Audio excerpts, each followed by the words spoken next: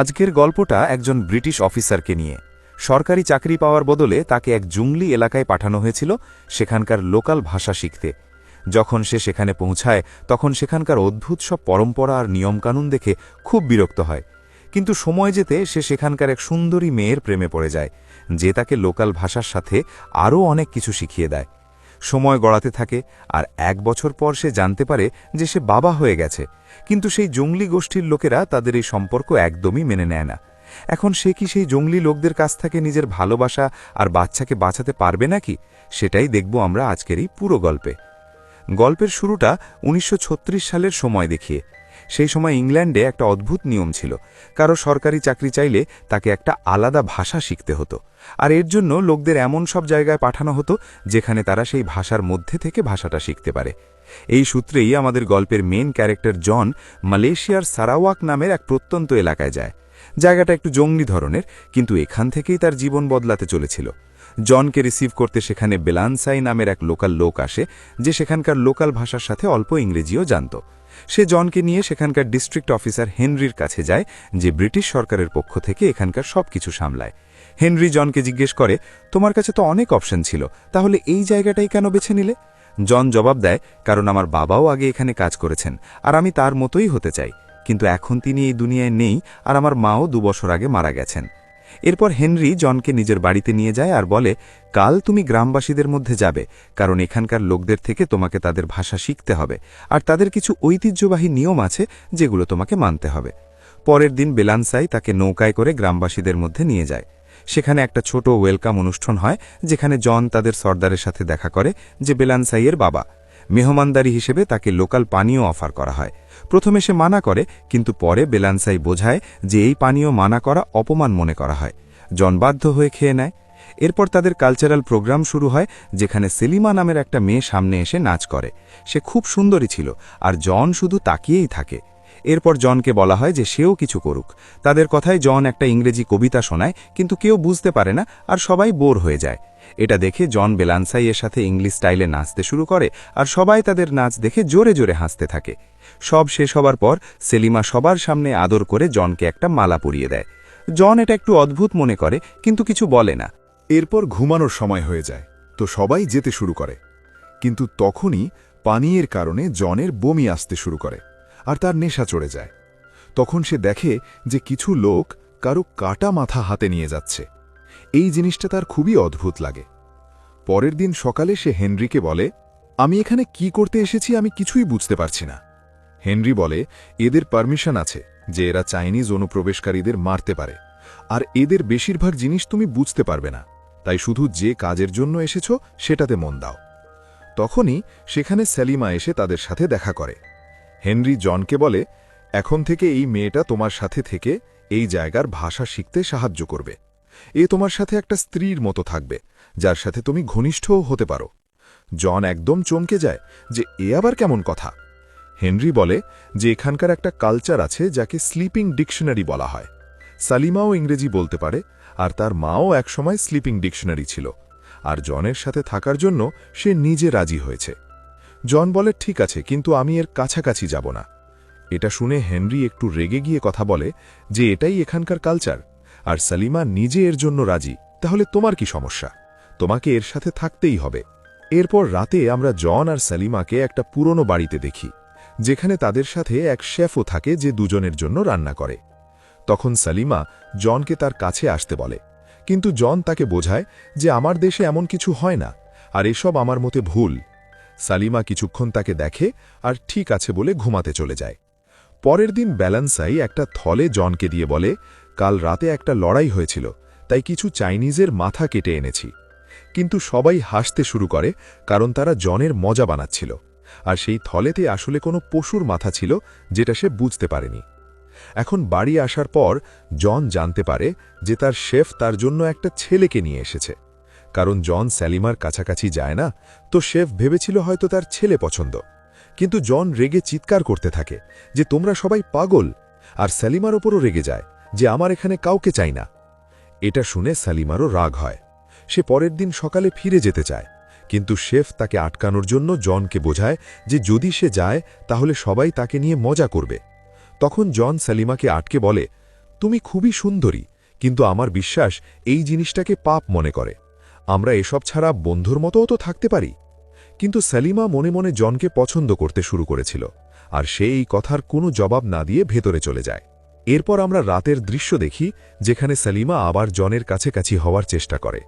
কথা বলতে বলতে দুজন একে অপরের খুব কাছাকাছি চলে আসে, কিন্তু জন গুড নাইট বলে ঘুমাতে চলে যায়।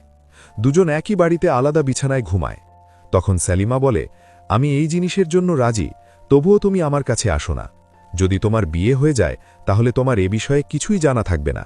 জন হেসে বলে, কোনো ব্যাপার না, আমি এর জন্য ক্লাস করে নেব। তারপর সে জিজ্ঞেস করে, তুমি আমাকেই কেন বেছে নিলে? সেলিমা ধীরে বলে, কারণ তুমি খুবই লাজুক আর বাকি সবার থেকে একদম আলাদা। পরের দিন একটা মজার জিনিস হয়। জন ব্যালেন্সাইকে বলে, আমি শুনেছি যে তুমি পানিতে অনেকক্ষণ শ্বাস আটকে রাখতে পারো। ব্যালেন্সাই বলে, হ্যাঁ, আমি তো এর চ্যাম্পিয়ন, আর তুমি আমার সাথে জিততে পারবে না। জন বলে, তাহলে চলো কম্পিটিশন করি। এরপর দুজন পানিতে নামে আর গ্রামবাসীরাও জমা হয়ে দেখতে থাকে যে আগে কে বের হয়। কিন্তু কিছুক্ষণ পর ব্যালেন্সাই বের হয়ে আসে আর তার শ্বাস ফুলে যায়, কিন্তু জন তখনও ভেতরে থাকে আর বেশ কিছুক্ষণ পর বের হয়। সবাই অবাক হয়ে যায়, কারণ সে জিতে গিয়েছিল। ব্যালেন্সাই জিজ্ঞেস করে, তুমি এটা কিভাবে করলে? জন তাকে অক্সিজেন সিলিন্ডার দেখায় যে এটা দিয়ে পানির নিচেও শ্বাস নেওয়া যায়। গ্রামবাসীরা এসব জিনিসের ব্যাপারে জানত না, তো সবাই তার উপর ইমপ্রেস হয়ে যায়, আর সেলিমার মনেও জনের জন্য আরও বেশি রেসপেক্ট আসে। সেই রাতেই আমরা দেখি যে সেলিমা জনকে সেখানকার লোকাল ভাষায় শরীরের অঙ্গের নাম শেখাতে শুরু করে, আর এই বাহানায় টাচ করতে করতে দুজনের মনেই এক অদ্ভুত ফিলিং জাগতে শুরু করে। জন এতদিন ধরে যে আবেগটা নিজের মনে চেপে রেখেছিল, আজ সেটা বেরিয়ে আসতে থাকে। তারপর ধীরে ধীরে রোম্যান্টিক হয়ে দুজন একে অপরকে কিস করতে শুরু করে। জন তো এখানে ভাষা শিখতে এসেছিল, কিন্তু সেলিমা তাকে ভাষার সাথে সাথে আরও অনেক কিছু শিখিয়ে দেয়। সে খুব খুশি হয়, কারণ সে জানে যে জন খুবই ভালো আর নেক দিলের ছেলে। এভাবেই দিন কাটতে থাকে, আর এখন দুজন একদম স্বামী স্ত্রীর মতো থাকতে শুরু করে। এক রাতে সেলিমা উঠে যেতে থাকে, তো জন বলে, তুমি সবসময় এমন করে চলে যাও কেন? সেলিমা বলে, আমাদের এখানে একটা নিয়ম আছে, যদি কোনো ছেলে মেয়ে 5 রাত একই বিছানায় সকালে জাগে তাহলে তাদের এনগেজমেন্ট হয়ে যায়, কিন্তু তুমি তো এমনটা করতে চাও না। এটা বলে সে চলে যায়। একদিন হেনরি ডিনারে জনকে নিজের বাড়ি ডাকে, যেখানে তার মেয়ে সেসিল ইংল্যান্ড থেকে পড়াশোনা করে ফিরেছিল। ডিনারে সবাই একসাথে ছিল, আর কথায় কথায় সেসিল বলে, আগে এখানে একটা অদ্ভুত রেওয়াজ হতো যেখানে অফিসারদের ভাষা শেখানোর জন্য মেয়ে দেওয়া হতো, কিন্তু এমন হলে তো একে অপরের জন্য ফিলিংসও আসতে পারে। হেনরি বলে, তুমি হয়তো জানো না, কিন্তু সেই রেওয়াজ আজও আছে, কিন্তু এই জিনিসটাকে একটা কাজের মতো দেখা উচিত, আর কেউ চাইলে নিজের ফিলিংসে কন্ট্রোল করতে পারে। কিন্তু জন বলে, কিছু ফিলিংসে কন্ট্রোল হয় না, যেমন আমার সেলিমার জন্য হয়েছে। হেনরির এই কথা একদম পছন্দ হয় না, আর সে বলে, তুমি এর জন্য মুশকিলে পড়তে পারো। এরপর জন ফিরে আসে, যেখানে সেলিমা খুব সুন্দর ড্রেস পরে সামনে আসে আর দুজন কিস করতে শুরু করে। এখন জনের মনে সেলিমার জন্য শুধু আকর্ষণ না, বরং ভালোবাসাও ছিল। পরের দিন জন আর সেসিল সেখানকার এলাকা সার্চ করতে বের হয়। সেসিল সেখানে নতুন ছিল আর রিসার্চের জন্য অনেক কিছু জানতে চাইছিল। দুজন অনেক কথা বলে আর গ্রামবাসীদের অনেক কীর্তিকলাপও দেখে। তারপর সেসিল সেখানকার লোকদের সাথে সেলিমারও ফটো ক্লিক করে, কিন্তু সেলিমার এটা একদম পছন্দ হয় না।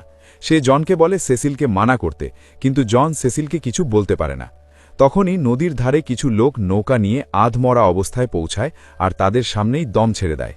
তাদের মৃত্যু কোনো বিষের কারণে মনে হচ্ছিল, আর তারা দক্ষিণের এলাকা থেকে আসছিল। জন বলে, আমি অবশ্যই খুঁজে বের করব যে এসব কিভাবে হলো। সে পরের দিন ব্যালেন্সাই আর সেলিমার সাথে সেখানে যাওয়ার প্ল্যান করে। এর মাঝে হেনরির স্ত্রী অ্যাগি জনের কাছে এসে বলে, আমার মেয়ে অনেক পড়াশোনা জানা, আর তুমিও শিক্ষিত, তাহলে কেন তোমরা দুজন বিয়ে করছো না? জন কোনো জবাব না দিয়ে চুপ থাকে, তো অ্যাগি বলে, এই বিষয়ে তাড়াতাড়ি ভেবে নাও, না হলে সময় চলে যাবে। এরপর প্ল্যান মতো সবাই নৌকার মাধ্যমে এক বস্তিতে পৌঁছায়, যেখানে সেই লোকদের মৃত্যুর কারণ খুঁজতে হবে। সেই বস্তিতে খুব বেশি লোক ছিল না, কিন্তু এক করে তারা মারা যাচ্ছিল। তাদের দেখে খুবই অদ্ভুত লাগছিল, আর যখন এর বিষয়ে তদন্ত করতে শুরু করে তখনই কেউ তাদের উপর ফায়ারিং করে দেয়, কিন্তু তারা বেঁচে যায়। তারপর ব্যালেন্সাই আর জন সেই হামলাকারীর পিছু নিয়ে এক জায়গায় পৌঁছে দেখে কিছু বাইরের লোক এই বস্তিবাসীদের ধরে জোর করে সিলভার তোলার কাজ করাচ্ছে। কিন্তু এখনই কোনো অ্যাকশন না নিয়ে দুজন যেই বস্তিতে ফেরে, তখন দেখে সেলিমাও অসুস্থ হয়ে পড়েছে। জনের মনে পড়ে যে সেলিমা শেষবার চাল খেয়েছিল। তখনই কিছু লোক এসে তাদের ঘিরে ফেলে, তো সেলিমা তাদের জঙ্গলি ভাষায় বোঝায় যে আমরা আপনাদের সাহায্যের জন্য এসেছি। জন বলে, আপনারা যে চাল খাচ্ছেন সেটাতেই স্লো পয়জন আছে, যার কারণে লোকেরা ধীরে ধীরে মারা যাচ্ছে। তারা বলে যে এই চাল আমাদের বাইরের লোকেরা দিয়েছিল, যার মানে এই বস্তিবাসীদের সেই লোকেরা মেরে ফেলতে চায় যাতে এখানে বেআইনি কাজ করতে তাদের কেউ আটকাতে না পারে। জন দেরি না করে সেই লোকদের শেষ করার অর্ডার দিয়ে দেয়। তারপর বস্তির লোকেরা বেলেনসাইয়ের সাথে গিয়ে সেই বাইরের লোকদের তীর মেরে সবাইকে শেষ করে দেয়। এদিকে জন সেলিমাকে নিজের মনের সব ফিলিংস বলতে শুরু করে, যা শুনে সেলিমা খুব খুশি হয়। কিন্তু সেও জানত যে এই সম্পর্ককে কখনো মেনে নেওয়া হবে না। জন বলে, তুমি চিন্তা করো না, আমি সব সামলে নেব। পরের দিন সকালে জন হেনরির সাথে দেখা করতে আসে আর বলে যে সে সেলিমাকে ভালোবাসে আর তাকে বিয়ে করতে চায়। হেনরি রেগে যায় যে এসব এখানকার কালচারের বিরুদ্ধে, আজ পর্যন্ত এমন কখনো হয়নি, তারা তোমাকে মেরে ফেলবে। তখনই সেখানে এগিয়ে এসে তাদের কথা শুনে ফেলে আর সেও জনকে বোঝায় যে তোমার জন্য সেলিমা শুধু একটা স্লিপিং ডিকশনারি, এখন তাকে ভুলে যাও আর এগিয়ে যাও। হেনরি বলে, তুমি ইংল্যান্ড ফিরে যাবে আর সেখানে আমার মেয়ের সাথে তোমার বিয়ে হবে। তারপর পরের বছর চাইলে ফিরে আসতে পারো, কোনো সমস্যা হবে না, না হলে বাধ্য হয়ে আমাকে তোমাকে অ্যারেস্ট করাতে হবে। ওদিকে সেলিমাকেও সর্দার বোঝায় যে এটা আমাদের পরম্পরার বিরুদ্ধে, তোমার বিয়ে আমার ছেলে বেলেনসাইয়ের সাথে হবে আর সে খুব ভালো ছেলে। কিন্তু সে কথা মানে না, তাই তাকে বন্দি করে ফেলা হয়। জনও কোনো কথা মানে না আর সঙ্গে সেলিমার সাথে দেখা করতে চলে আসে। সেলিমা খুব দুঃখিত হয়ে বলে যে আমি বলেছিলাম আমাদের সম্পর্ককে কেউ মানবে না, তাই প্লিজ তুমি চলে যাও, আমি এখানে থেকে আমার জীবন কাটিয়ে দেব। কিন্তু জন তাকে বাইরে বের করার চেষ্টা করে। ইতিমধ্যে সব লোক সেখানে পৌঁছে যায় আর হেনরি জনকে বলে, আমি তোমার সিনিয়র আর আমার অর্ডার মানা ছাড়া তোমার কাছে কোনো রাস্তা নেই। এরপর বাধ্য হয়ে জনকে অর্ডার মানতে হয়। এরপর গল্প 1 বছর পরের দৃশ্য দেখায়। ইংল্যান্ডে জন আর সেসিলের বিয়ে হয়ে যায়। সেসিল সেলিমা আর জনের ব্যাপারে জানত, কিন্তু এই ব্যাপারে তার কোনো কিছু যায় আসে না। কিন্তু জনের মনে এখনও সেলিমার স্মৃতি ছিল। তবুও সে সেসিলের সাথে সময় কাটায় আর তাকে এ বিষয়ে কিছুই বুঝতে দেয় না। তারপর কয়েক মাস পর জন আবার সারোয়াকে ফেরে।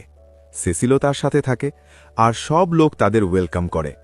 রাতে সবাই ফিল্ম দেখে, কিন্তু জনের চোখ এখনও সেলিমাকে খুঁজছিল।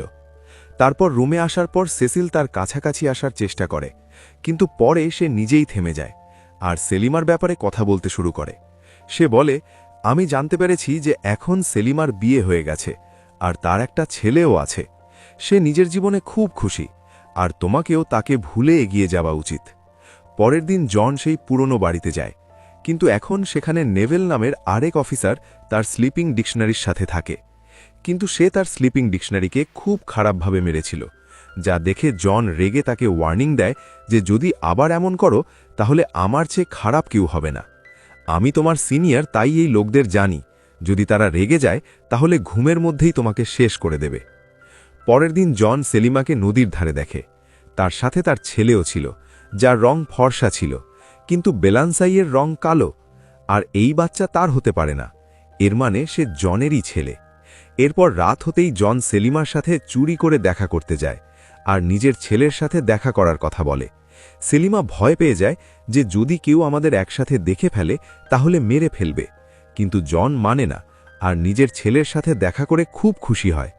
পরের দিনও সে দেখা করতে যায় আর নিজের ছেলের সাথে একটু সময় কাটায়। কিন্তু এই কথা বেলানসাই জানতে পেরে যায় আর সে রেগে রাতে জনকে আক্রমণ করতে চলে আসে। জন বেঁচে যায়, কিন্তু এই ব্যাপারটা এখন খুব সিরিয়াস হয়ে যায়। হেনরি জনের উপর রাগ করে আর বলে, এখন বেলানসাইকে মারতে হবে আর তোমাকে সেলিমার সাথে দেখা করা বন্ধ করতে হবে। জন জিজ্ঞেস করে, যদি সেলিমা আপনার মেয়ে হতো তবুও কি আপনি এটাই করতেন? এটা শুনে হেনরি ইমোশনাল হয়ে যায় আর জনকে নিজের সবচেয়ে বড় রাজ বলে, যে সেলিমা আসলে তারই মেয়ে। তারও এক স্লিপিং ডিকশনারি ছিল, যার থেকে সেলিমার জন্ম হয়েছিল, কিন্তু নিজের স্ত্রীর কারণে সে তাকে কখনো আপন করতে পারেনি আর অতীতকে ভুলে সারা জীবন নিজের ডিউটি পালন করে গেছে। পরের দিন বেলানসাইকে ধরে সবার সামনে পেশ করা হয় আর বেলানসাইও মেনে নেয় যে সে জনকে প্রাণে মারতে গিয়েছিল। তারপর এই সিদ্ধান্ত নেওয়া হয় যে বেলানসাইকে ফাঁসি দেওয়া হবে, কিন্তু জন এমনটা চাইত না। কিন্তু বেলানসাই নিজে নিজের অপরাধ স্বীকার করে নিয়েছে, তাই বাধ্য হয়ে সে ঘোষণা করে দেয় যে কাল সকালে বেলানসাইকে ফাঁসি দেওয়া হবে। এখন সকাল হওয়া পর্যন্ত বেলানসাইকে বন্দি করে রাখা হয় আর ফাঁসির জায়গা তৈরি করা হচ্ছিল। কিন্তু জন রাতে চুপচাপ বেলানসাইকে ছাড়িয়ে তাকে এখান থেকে পালিয়ে যেতে বলে। ইতিমধ্যে সেলিমাও সেখানে পৌঁছায় আর বেলানসাই চলে যাবার পর জন তাকে বলে, আমি আজও তোমাকে ততটাই চাই, আমি সব সময় তোমার আর নিজের ছেলের সাথে থাকতে চাই। তাই কাল আমরা দুজন এখান থেকে অনেক দূরে পালিয়ে যাব। সেলিমাও রাজি হয়ে যায় আর বলে, আমি তোমার অপেক্ষা করব। কিন্তু পরের দিন সেসিল জানায় যে সে প্রেগনেন্ট, যা শুনে জন কনফিউজ হয়ে যায় যে এখন তার কি করা উচিত।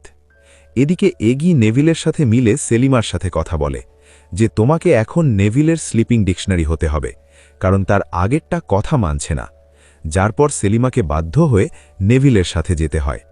এখন রাত হয়ে যায় আর নেভিল সেলিমার সাথে ধীরে ধীরে জোর করতে শুরু করে, কিন্তু সেলিমার শেফের সাথে মিলে সুযোগ দেখেই নেভিলকে মেরে বেহুশ করে দেয় আর শেফের সাহায্যে সেখান থেকে পালিয়ে যায়। এদিকে জন এখনও কনফিউশনে ছিল যে সে কি করবে। তারপর সেলিমার জন্য একটা লেটার লেখে যে আমি এখন তোমার কাছে আসতে পারবো না। তখনই সেসিল এসে সেই লেটার পড়ে ফেলে আর সব কিছু বুঝে যায়, কিন্তু সে রাগ করে না আর বলে যে আমি জানি তুমি এখনও সেলিমাকে ভালোবাসো, তুমি বাধ্য হয়ে জীবন কাটাও এটা আমি দেখতে পারবো না, তাই আমি তোমাকে আটকাবো না। তুমি তার কাছে চলে যাও আর আমার চিন্তা করো না, আমি এখানে কাউকে বলবো না। তার কথা শুনে জনের খুব খারাপ লাগে যে তাকে এই অবস্থায় সে কিভাবে ছেড়ে যেতে পারে। সেসিল বলে, আমি তোমাকে এমন ধুকে ধুকে মরতে দেখতে পারবো না, তাই যাও তার কাছে। যার পর জন সেসিলকে গুডবাই বলে বেরিয়ে পড়ে। ওদিকে সেলিমাকে দেখি যে পালিয়ে গিয়ে বোট পর্যন্ত পৌঁছে যায়, কিন্তু সেখানে সে জনকে পায় না, যার ফলে সে খুব দুঃখী হয়ে যায়। এখন সকাল হতে চলেছে আর জন দৌড়ে পৌঁছে দেখে যে বোট বেরিয়ে গেছে। তখনই জনের শেফ তাকে বলে যে সেলিমা বোটে যায়নি, সে তোমার অপেক্ষা করতে করতে সেই বস্তির দিকেই চলে গেছে আর সে তোমাকে সেখানেই পাবে। এদিকে সেলিমা নিজের ছেলেকে নিয়ে নদীর রাস্তায় যেতে চলেছে, তখনই সেখানে হেনরি পৌঁছায় আর সে জানত যে সেলিমা কোথায় আর কি জন্যে পালাচ্ছে, কিন্তু তাকে কিছু বলার বদলে নিজের সেফটির জন্যে নিজের গান দিয়ে দেয়। সেলিমা হেনরির ডায়েরি পেয়ে গিয়েছিল আর সেও জানতে পেরে গিয়েছিল যে হেনরি তার বাবা। তারপর সে নিজের মেয়েকে জড়িয়ে ধরে আর গুডবাই বলে নিজেই তাকে অন্য বস্তির দিকে রওনা করে দেয়। এখন নেভিলকে দেখি যে সেই সময় শুধু বেহুশ হয়েছিল আর এগি জানতে পেরে যায় যে হেনরি সেলিমা আর জনকে পালাতে দিয়েছে, কিন্তু সে হেনরিকে বেশি কিছু বলতে পারে না আর বাইরে এসে নেভিলকে অর্ডার দেয় যে তুমি গিয়ে জন আর সেলিমাকে প্রাণে মেরে দাও। ওদিকে জন সেলিমাকে খুঁজতে খুঁজতে গিয়ে বস্তি পর্যন্ত পৌঁছে যায়, যেখানে সেলিমা তাকে মিলে যায় আর দুজন একে অপরকে জড়িয়ে ধরে। ইতিমধ্যে সেখানে নেভিলও পৌঁছে যায় আর গান পয়েন্ট করে তাদের নিজেদের হাতে হাতকড়া লাগাতে বলে। তারা বাধ্য হয়ে তেমনই করে, কিন্তু তারপর সে সেলিমার কাছে এসে জনের সামনেই তার সাথে খারাপ আচরণ করতে শুরু করে। তখনই জন কোনোভাবে নিজেকে ছাড়িয়ে তার সাথে লড়াই করতে শুরু করে, কিন্তু জন দুর্বল পড়ে যায় আর তখনই সেলিমা নেভিলের উপর গুলি চালিয়ে দেয়। কিন্তু দুর্ভাগ্যবশত গানে শুধু একটাই গুলি ছিল আর এখন নেভিল সেলিমাকে শ্যুট করতে যাচ্ছিল, কিন্তু তখনই বস্তির লোকেরা নেভিলের উপর তীর চালিয়ে দেয়, যার ফলে সে সেখানেই পড়ে মারা যায়। এখন গল্পের শেষ দৃশ্যে দেখি যেখানে এখন জন এখানেই নিজের পরিবারের সাথে থাকার সিদ্ধান্ত নেয়। সেলিমা বলে, যদি তুমি আমার সাথে এখানে থাকো তাহলে বাইরের দুনিয়ার থেকে দূরে হয়ে যাবে। জন মুচকি হেসে জবাব দেয়, আমার কোথাও যেতে হবে না, আমি আমার পরিবারের সাথে আছি আর এখন এটাই আমার দুনিয়া। আমি সব সময় তোমার আর নিজের ছেলের সাথে আর এই বস্তির লোকেদের সাথে খুশি থাকব। যার পর দুজন খুশি হয়ে একে অপরের সাথে নাচতে শুরু করে আর এই দৃশ্যের সাথেই গল্পটা এখানেই শেষ হয়ে যায়। তো বন্ধুরা, আমি আশা করি এই গল্পটা আপনাদের খুব পছন্দ হয়েছে।